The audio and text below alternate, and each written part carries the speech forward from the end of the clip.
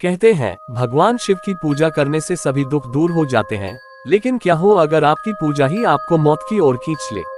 एक प्राचीन गांव, सदियों पुराना शिवलिंग और एक ऐसा श्राप जो हर उस इंसान को निगल जाता है जो इसकी महत्ता जाने बिना पूजा करता है। आज मैं आपको ले चलूंगा उस मंदिर में जहां हर शिवरात्रि पर जल नहीं बल्कि लाल तरल बहता है और दीवारों में कैद है उन लोगों की चीखें जो अंधी भक्ति का शिकार बने। तैयार हो जाए, क्योंकि यह कहानी है शिवलिंग की अज्ञात प्रतिज्ञा। कही अनकही बातें, हिंदी हॉरर स्टोरी। क्या तुम सच में उस शिवलिंग के पास जाना चाहते हो अर्जुन? रमेश की आवाज कांप रही थी। गांव के लोग रात में मंदिर का नाम भी नहीं लेते थे, लेकिन मैं एक पत्रकार था। सच की तलाश मेरे खून में थी। मैंने हंसकर कहा, सच को छुपाने से अच्छा है उसका सामना किया जाए। रमेश ने बस सिर झुका लिया। उसकी आंखों में वो डर था जो सिर्फ उन्हीं के चेहरे पर आता है जिन्होंने कुछ अनकहा, अनदेखा देख लिया हो। गांव सोनपुर की यह रात बाकी रातों से अलग थी।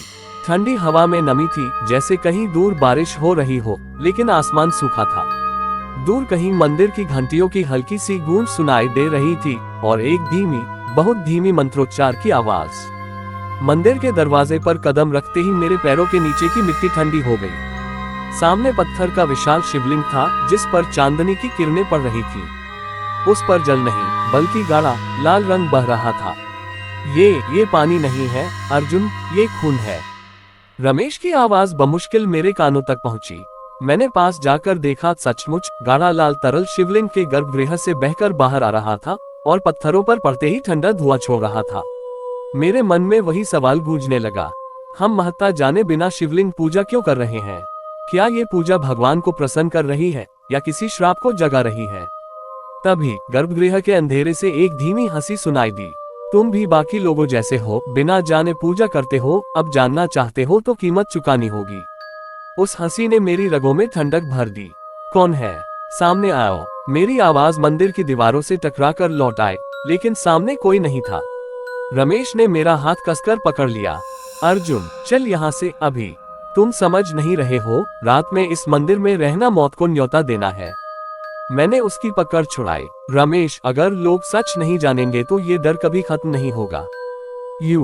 तुम्हें नहीं लगता हमें ये पता लगाना चाहिए कि इस शिवलिंग के साथ क्या हुआ था? रमेश ने मेरी आंखों में झांका, फिर एक लंबी सांस लेकर कहा, ठीक है, लेकिन जो देखोगे वो शायद जिंदगी भर भूल नहीं पाओगे। हम गर्भगृह के और अंदर बढ़े।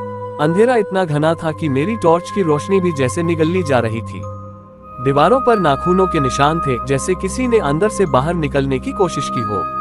अचानक मेरी टॉर्च की रोशनी शिवलिंग के पीछे गिरी। वहां पत्थर में खुदी एक आकृति थी, एक आदमी जो आधा जल चुका था और उसकी आंखों में सिर्फ क्रोध था। रमेश ने फुसफुसाकर कहा, ये वही है तांत्रिक वामननाथ। सैकड़ों साल पहले उसने इस शिवलिंग को अपने बलिदान से बांध दिया था। कहते हैं वामननाथ शिव का उपासक था, लेकिन उसके मन में लालच आ गया। उसने शक्ति पाने के लिए मनुष्य बलि देना शुरू किया। गांव वालों ने विरोध किया तो उसने श्राप दिया, जब तक इस शिवलिंग की पूजा इसका असली अर्थ जाने बिना की जाएगी, पूजा करने वाले का जीवन सूख जाएगा, जैसे पेड़ की जड़ें सूख जाती हैं। इसके बाद तांत्रिक ने खुद को शिवलिंग के सामने आग में झोंक दिया और उसकी आत्मा यहीं कैद हो गई।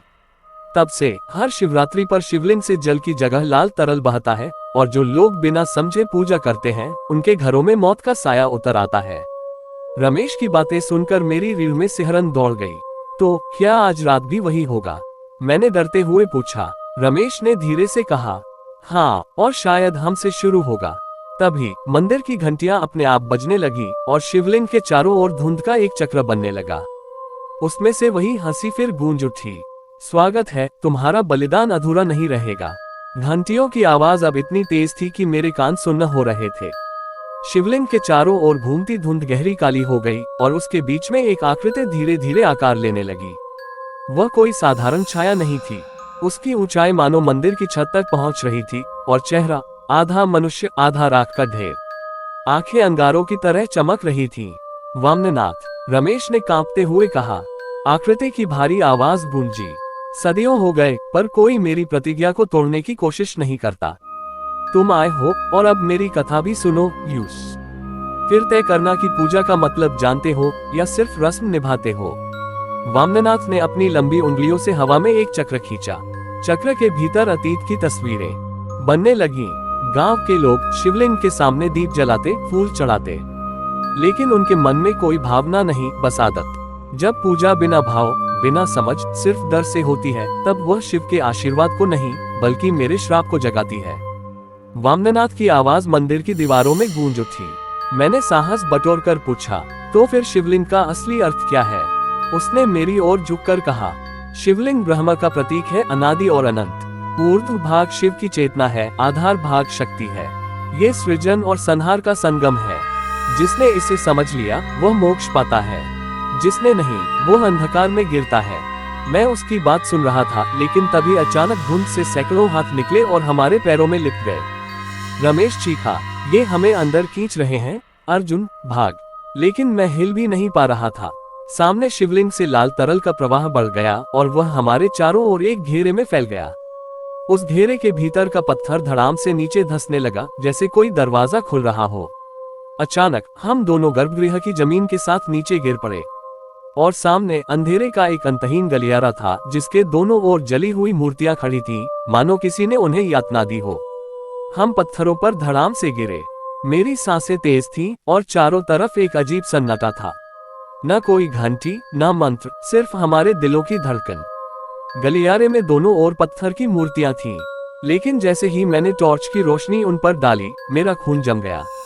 वो मूर्तियां इंसानों की थीं, असली इंसानों की, जिनके चेहरे भय में जमे हुए थे।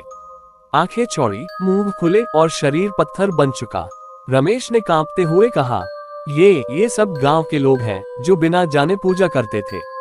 श्राप ने इन्हें ऐसे ही निगल लिया। मैंने अविश्वास से पूछा, मतलब ये जिंदा थे और ऐसे पत्थर बन गए? रमेश ने सिर हिलाया। हाँ, और कहते हैं इनके मन में आखिरी सवाल था, हम क्या कर रहे हैं, क्यों कर रहे हैं? लेकिन तब तक देर हो चुकी थी। हम गलियारे में आगे बढ़े।